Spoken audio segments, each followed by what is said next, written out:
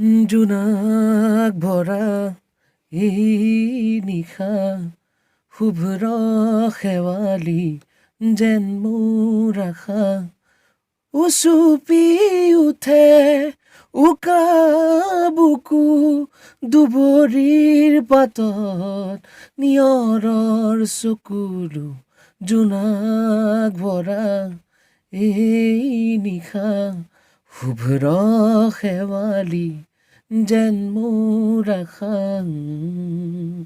Thank U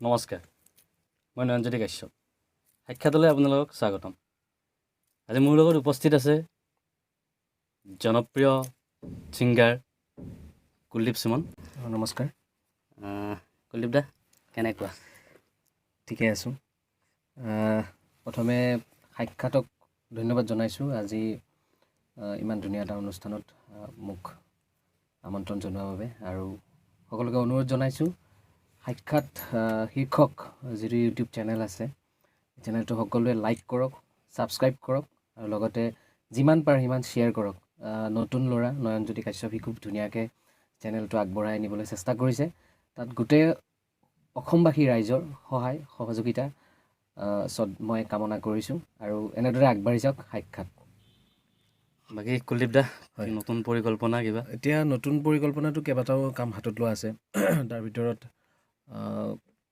shortly এটা গান এটা মুক্তি পাব মোৰ সুনীত গগৈ অসমৰ জনপ্ৰিয় সংগীতকাৰ তেখেতে কৰি আছে খুব ধুনীয়া গান এটা আৰু সেইটো গান নতুন বছৰত দিম বুলি ভাবিছোঁ আৰু লগতে এটা খুব ধুনীয়া ৰোমেণ্টিক গান এটা কৰি আছোঁ নীল নয়না বুলি সেই গানটো কিছুদিন পিছত মুক্তি দিম বুলি নীল নয়নাৰ কাম প্ৰায় 70% হৈ গৈছে সেইটো গানৰ কাম প্ৰায় মানে 70-60 ভিতৰত আছে অকণমান কিবা কিবি মোৰ মেনুৱেল ইনষ্ট্ৰুমেণ্ট কিছুমান বজাবলগীয়া আছে সেইখিনি হোৱাৰ পিছত কমপ্লিট হৈ যাব গানটো সেইটো মই অডিঅ' ভিডিঅ' ভাৰ্জনত মুক্তি দিম 2020টো তেনেকেই গ'ল 2020টো আচলতে ক'ব লাগিলে এটা অভিভুক্ত বছৰ হয় যোৱা বছৰ বিহু নহ'ল আৰু লগতে যথেষ্টখিনি আমাৰ শিল্পীখিনি বহুত প্ৰব্লেমৰ আচলতে মানে আমি ফেচ কৰিব লগা হৈছে চ' এতিয়া যোৱাটো গ'ল আৰু সেইবিলাক আৰু ভাবি থাকিলে নহ'ব এতিয়া 2021 আহি আছে 21 আহি আছে গতিকে সকলোৱে মিলি আকৌ নতুনকৈ ভালকৈ কাম কৰিম তাৰ কাৰণে খুব আশাবাদী আৰু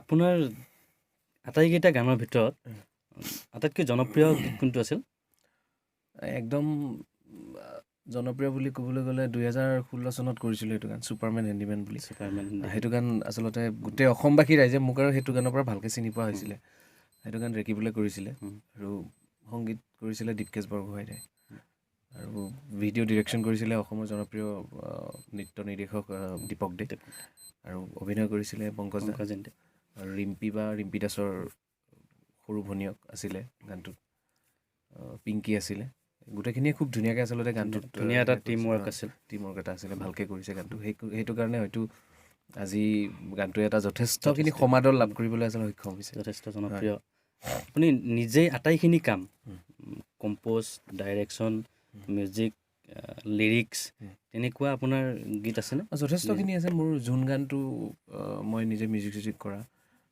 লিৰিক্সো আপোনাৰ লিৰিক্সটো মোৰ নহয় লিৰিক্সটো যদি এইমাত্ৰ যে গালোঁ জোনাক ভৰা সেইটো গান মোৰ লিৰিক্স টিউন মিউজিক গোটেইখিনি মই কৰা গোটেইখিনি সেইটো গান কমপ্লিট মোৰ তেনেকৈ আছে 10-20টা গান আছে জোন এলবামখনৰ এটা দুটা গান কৰিছিলোঁ তাৰপিছত পিছতো আৰু এটা দুটাকৈ কিবা কিবি গান কৰি আছোঁ তেনেকৈ মিউজিক কৰা নিশব্দ বুলি গান এটা আছিলে সেইটো গান চাগে চাইছে অকণমান আৰ্টিষ্টিক সেয়া আছিলে সেইটো গানো কৰা তেনেকৈ বহুকেইটা গান কৰা হৈছে আপোনাৰ বৰ্তমান আপুনি ঘৰ আপোনাৰ মোৰ অৰিজিনেল ঘৰটো ইয়াতে এই নিতানন্দ পাঠশালা আৰু মই কৰ্মসূত্ৰে এতিয়া গুৱাহাটীতে আছোঁ কিন্তু এই মোটামুটি আজি 5-6 মাহৰ পৰা ঘৰত অহা যোৱা তেনেকৈ আছোঁ আপুনি এনে মোৰ ৰেচিডেঞ্চিয়েল বুলি ক'লে মানে পাৰ্মানেণ্ট ৰেচিডেঞ্চিয়েল ইয়াতে আৰু প্ৰেজেণ্টটো মোৰ নাৰেংগী গুৱাহাটী নাৰেংগী আপুনি কালচাৰেল জগতখন আপুনি ক'ৰ পৰা ষ্টাৰ্ট ক'ৰ পৰা বহুত সৰুৰ পৰা কৰিছোঁ এইটো ক'ব লাগিলে আপোনাৰ 7-8 বছৰমান বয়সৰ পৰাই গান গাইছোঁ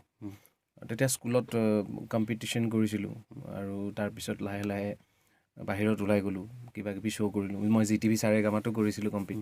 তেনেকৈ কিবা কিবি কৰি পেলাই ভাবিলোঁ যে মোৰ এইটো লাইনত মানে সেয়াটো আছে। চ' ঘৰৰ পৰাও যথেষ্টখিনি মানে হেল্প কৰিছিলে। সহায় পাইছে। মায়েতো খুব আচলতে মাৰ কাৰণে আজি এইখিনি হৈছোঁ। মায়ে মোক যথেষ্টখিনি হেল্প কৰিছে। প্ৰতিটো মুহূৰ্ততে মোক মায়ে মানে আগবঢ়াই দিয়ে।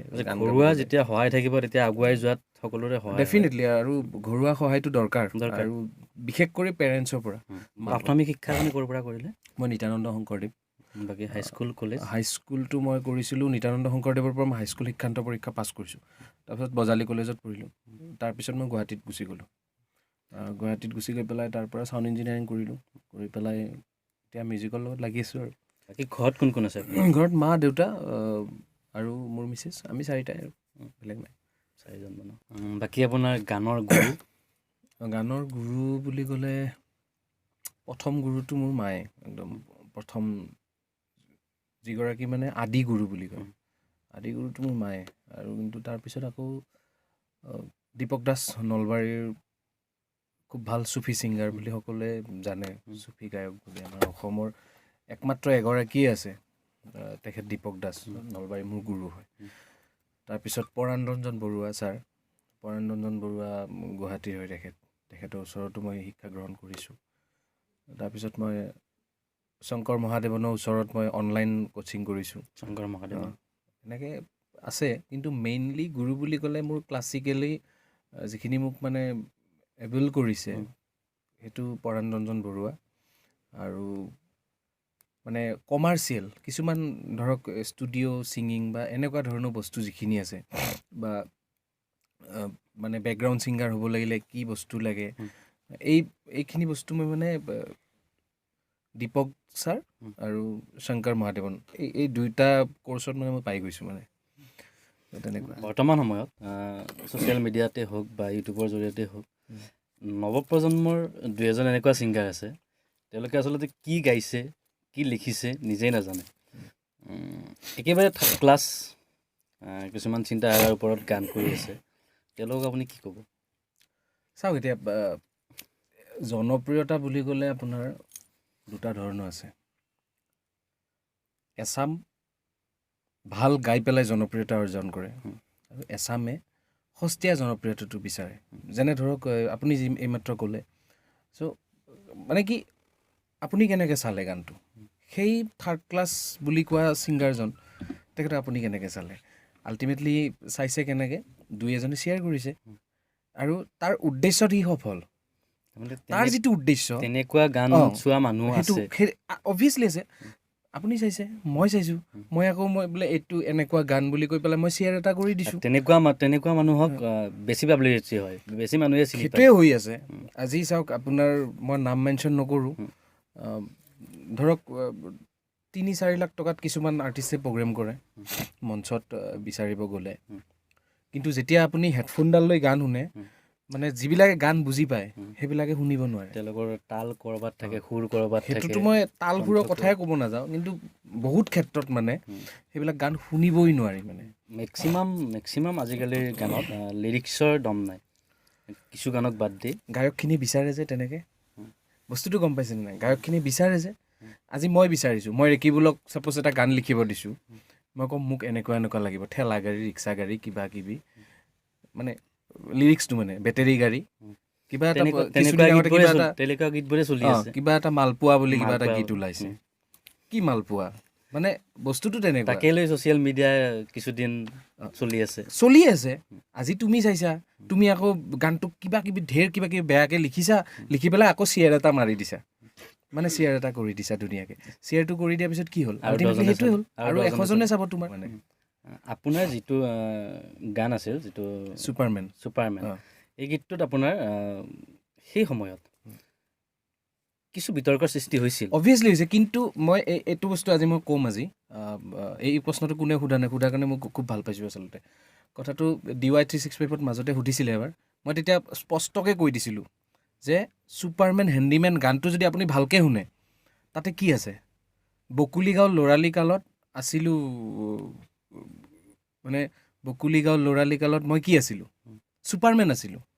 মানে আপুনিও যেতিয়া সৰু আছিলে তাৰমানে এইটো ল'ৰা ধেমালিৰ ছুপাৰমেন যিটো একজেক্টলি সেই বস্তুটো গুৱাহাটীত সি গুচি আহিল তাৰপিছত কামৰ সন্ধানত আহি পেলাই কি কৰিব লগা হ'ল, হেণ্ডিমেন কৰিব লগা হ'ল। এইফালে তাৰ ঘৰখনৰ প্ৰতিও চিন্তা আছে, ল'ৰাজনৰ সহজ সৰল মনৰ এজন ল'ৰা গুৱাহাটীত আহি পেলাই সি হেণ্ডিমেন হ'ল। আৰু যিজন ল'ৰা ঘৰত মাটি বৃত্তিও আছে, কিন্তু খেতি নকৰি ভাবিলে গুৱাহাটীখন বহুত কাম থাকিব, কিবা থাকিব, কিন্তু সি আহি যেতিয়া তাৰ আচল স্বৰূপটো দেখা পালে, সি আকৌ ঘৰলৈ ৰিটাৰ্ণ কৰিলে। মানে এটা একদম সহজ সৰল গাঁৱলীয়া ছবি এটা মানে গানটোত আছে। তাৰ মাজত কিছু প্ৰেমৰ কিছু আছে, কিছু পৰিমাণে আছে অলপ চলপ। আৰু আজিকালি গানটোত সেইখিনি জৰুৰী আছিল নেকি বাৰু?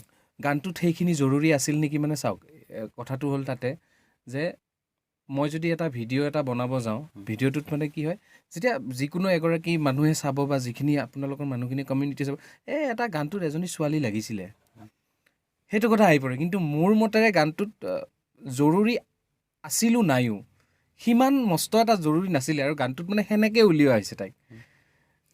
মই ভাবোঁ যে যেতিয়া এটা ভাল বস্তু এষ্টাব্লিছ কৰা হয়, তাত জোৰ জবস্তি এটা কেৰেক্টাৰ নিদিলেও চলে। সেইকাৰণে অলপ চলপকৈ দেখাইছে, বেছিকৈ মই দিবও দিয়া নাই। যদি মই আপোনাক উদাহৰণ দিবলৈ যাওঁ, ৰূপম ভূঞা, তেখেতৰ লিৰিক্স, তেখেতৰ গানৰ শৈলী, তেখেতৰ যিখিনি মানে অলাগতিয়াল বস্তু কোনোদিন তেখেতৰ ভিডিঅ'তেই হওক বা অডিঅ'তে হওক নাথাকে। কিন্তু সেই তেওঁৰ গানবিলাক জানো চলিছে? নচলে। তেখেতৰ গান 10জন ভাল মানুহে শুনিছে, যিসকলে গান ভাল পায়, যিসকলে গান বুজি পায়, যিসকলে গানৰ লগত সঁচাকে জড়িত, যিসকলৰ গান হৃদয়ত আছে, তেওঁলোকে শুনিছে। মই ৰূপম দাৰ গান শুনো, মই নিজে ৰূপম দাৰ গান শুনো। ৰূপম দাৰ গান এটা ফেচবুকত দিলে কেইজনে শ্বেয়াৰ কৰে? মই কৰোঁ শ্বেয়াৰ, ভাল বস্তু শ্বেয়াৰ নকৰে। কাৰণ আপুনি গান শুনি ভাল পায়, আপুনি গানৰ এজন ভাল শ্ৰোতা, মই এজন শ্ৰোতা, মই এজন আৰ্টিষ্টৰ লগতে মই গায়কহে দেই, মই এতিয়ালৈকে শিল্পী হ'ব পৰা নাই, কিন্তু মই গায়ক এজন হৈ পেলাই মই গান শুনো। কিন্তু মই ৰূপম দাৰ গানখিনি মই ভাল পাওঁ, তেওঁৰ গানৰ পৰা যথেষ্টখিনি শিকিবলগীয়া থাকে বা আছে, মই শিকিছোঁ তেওঁৰ পৰা। চ' বস্তুটো হ'ল কি, মই গানটো শ্বেয়াৰ কৰিছোঁ, কিন্তু নৱপ্ৰজন্মৰ ল'ৰা ছোৱালীয়ে জানো শ্বেয়াৰ কৰিছে? ভাল বস্তুখিনি মানুহে শ্বেয়াৰ নকৰে। বৰিং গানটো, বৰিং। ৰূপম দাৰ প্ৰতিটো গানেই আমাৰ আজিৰ প্ৰজন্মত বৰিং বুলি ক'ব খোজে, কিন্তু তাৰ ভিতৰত যিখিনি বস্তু লুকাই আছে সেইখিনি আমাৰ মানুহে ল'ব পৰা নাই। এনেকুৱা বস্তুবিলাক চলি থাকে, ইউ হানি সিং কিবা কিবি এনেকুৱা ধৰণৰ গানবিলাক মূৰত ঘূৰি থাকে, এনি টাইম বাজি থাকে। চ' সেইটো সময়ত তেওঁ মহম্মদ ৰফিৰ গান আনি বজাই দিলে আপুনি শুনিব নেকি? নুশুনে।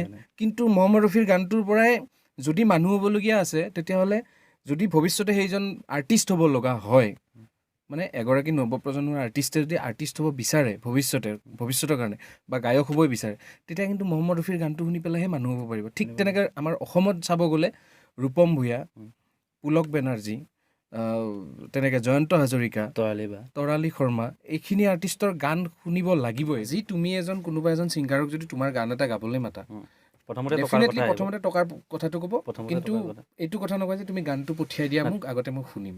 তাতো এটা কথা আছে। কিন্তু ৰূপম দাক মই পাইছোঁ, ৰূপম দাই আগতে গানটো পঠিয়াই দিয়া বুলি কয়, কাৰণ তেওঁ প্ৰফেশ্যনেলৰ লগতে তেওঁ এগৰাকী ভাল শিল্পী মনৰ অধিকাৰী গায়ক। ৰূপম দাই তেনেকুৱা এটা লাইনৰ গান নহ'লে বা অলপ লাইনৰ বাহিৰত গ'লে সেই গানটো নকৰে, তেখেতে নকৰে। ঠিক তেনেকৈ পাপন দাই আগতে পইচাৰ কথা নাপাতে, মই পাইছোঁ।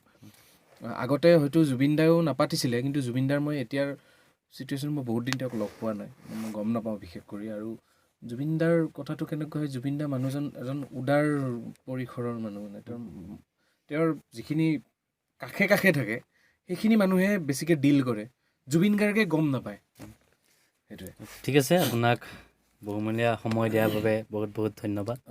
ময়ো সাক্ষাতক বহুত ধন্যবাদ জনাইছোঁ, আৰু সাক্ষাৎ এনেদৰে আগবাঢ়ি যাওক, আৰু অসমৰ ৰাইজৰ ওচৰত খুব ভাল ধৰণে এদিন এষ্টাব্লিছ হ'ব, আৰু খুব ধুনীয়াকৈ আচলতে তেওঁলোকে এটা অনুষ্ঠান এটা পৰিচালনা কৰি আছে। মই শুভেচ্ছা জনাইছোঁ, আৰু সকলোৱে এই ইউটিউব চেনেলটো ছাবস্ক্ৰাইব কৰিবলৈ, লগতে লাইক আৰু শ্বেয়াৰ কৰিবলৈ নাপাহৰিব। ধন্যবাদ। আপোনালৈ বহুত বহুত শুভেচ্ছা থাকিল। অনাগত দিনত, অনাগত ভৱিষ্যতত নতুন কাম কৰি যাওক, অসমৰ ৰাইজক আৰু নতুন গান উপহাৰ দিয়ক। আপুনিও এদিন জনপ্ৰিয়তাৰ শীৰ্ষত থাকক। মই সেইটো কথা কৈছোঁৱে আগতে, সেইটো ভগৱানে কৰিব আৰু ৰাইজে দিব মোক মই কিমান জনপ্ৰিয়তা। আমাৰ ফালৰ পৰা এইখিনি আশা কৰিলোঁ, কামনা কৰিলোঁ। ভগৱানৰ ওচৰত প্ৰাৰ্থনা থাকিল এইখিনি আপোনাৰ জীৱনত সফল হওক আপুনি। ধন্যবাদ, নমস্কাৰ।